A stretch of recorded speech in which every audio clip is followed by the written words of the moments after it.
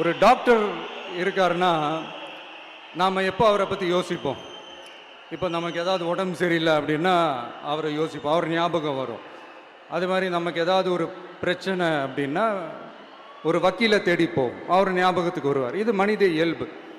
அந்தந்த பிரச்சனை வரும்போது நம்ம அவங்கவுங்கள தேடி போவோம். ஆனால் ஆன் அ டெய்லி பேசிஸ் நம்ம சும்மா சாப்பிடும் போது கூட நம்மளை அறியாமல் ஒருத்தவங்களை பற்றி நினைப்போம், நம்மளை அறியாமல் அவங்களுக்கு நாம் நன்றி சொல்லுவோம்.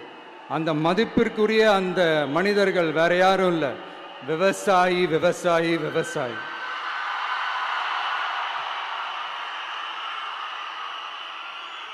அவங்க பார்க்கறதுக்கு வேணா சாதாரணமாக இருப்பாங்க, ஆனால் அவங்க சாதாரணமான மனிதர்கள்லாம் கிடையாது.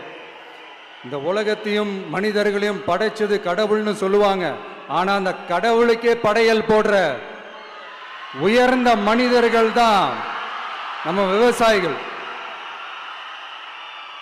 இந்த பூமியில உயிர் இருக்குது, இந்த பூமியில பூ பூக்கும், காய் காய்க்கும், பூத்து குலுங்கும்னு இந்த பூமியை அழகா காட்டி இந்த பூமியை